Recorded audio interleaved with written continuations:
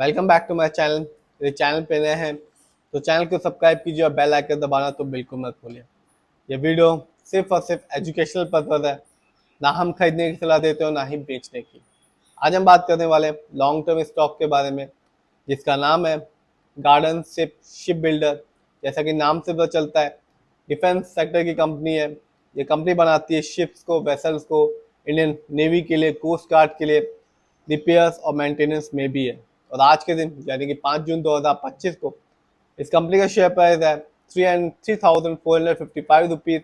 और आज भी इस कंपनी ने अपने शेयर होल्डर्स को बिल्कुल निराश नहीं किया, 3% रिटर्न निकाल के दिया। सिर्फ इतना ही नहीं, यदि हम एक महीने को देखेंगे, 30 दिन में इस कंपनी ने अपने शेयर होल्डर्स को माला माल किया, 78% रिटर्न निकाल के दिया। और ये बताया कि ना केवल ये कंपनी लॉन्ग टर्म में बल्कि शॉर्ट टर्म में भी रिटर्न दे सकती है।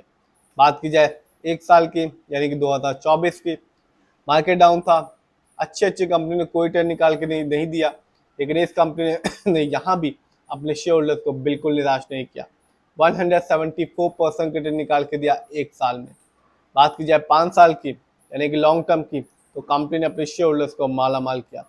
सिर्फ 5 साल में इस कंपनी ने अपने शेयर होल्डर्स को 2185% रिटर्न निकाल के दिया। और ये बताया कि ये कंपनी और शेयर मार्केट दोनों ही लॉन्ग टर्म में रिटर्न देते हैं। बात की जाए इस कंपनी के कुछ इवेंट्स की, तो 2025 में यानी कि अभी ही इस कंपनी ने अपने शेयर होल्डर्स को डिविडेंड दिया, हर एक शेयर के बदले में 8 रुपीज 95 पैसे का।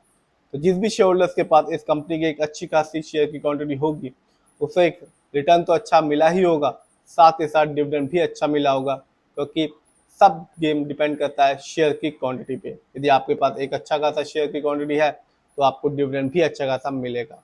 बात की जाए इस कंपनी के फंडामेंटल्स की, तो मार्केट कैप शानदार है, 38,472 करोड़, जबकि इस कंपनी का पीवी रेशियो भी अच्छा खासा है, जो कि है 18.50।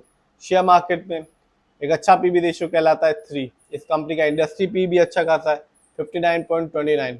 शेयर मार्केट में एक अच्छा इंडस्ट्री पी होता है 20 to 25 के बीच का। डेब्ट टू इक्विटी यानी कि लोन कर्ज का प्रतिशत 0 है, यानी कि इस कंपनी पर किसी भी तरह का कोई लोन कर्ज नहीं है। बात की जाए इस कंपनी के आरओई की यानी कि रिटर्न ऑन इक्विटी, तो कंपनी का आरओई भी अच्छा खासा है 25.36।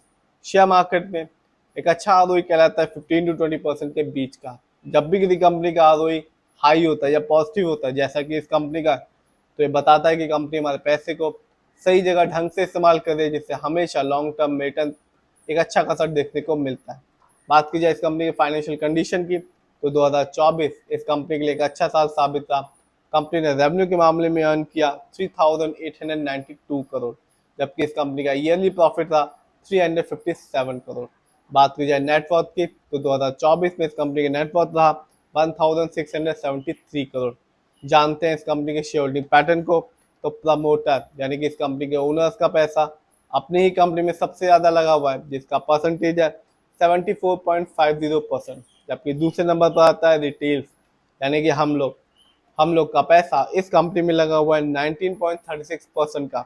जबकि तीसरे नंबर पर आता है FII, जिनका पैसा इस कंपनी में लगा हुआ है 3.84% का। जबकि चौथे नंबर पर आता है म्यूचुअल फंड, जिनका पैसा इस कंपनी में लगा हुआ है 1.64% का।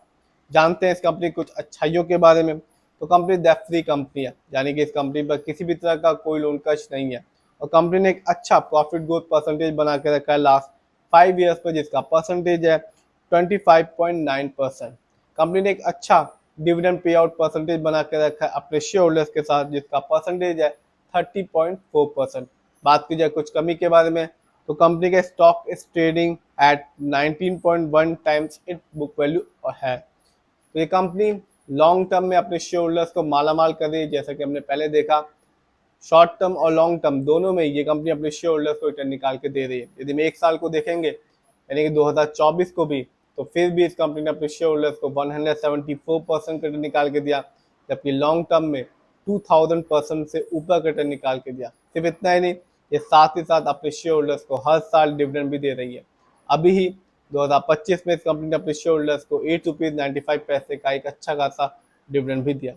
फिर भी जिस भी कंपनी के शेयर में इन्वेस्ट करें, खुद रिसर्च करें, एनालाइज करें, अपने फाइनेंशियल एडवाइजर की राय लें, और फिर ही अपने पैसे को शेयर मार्केट में लगाएं।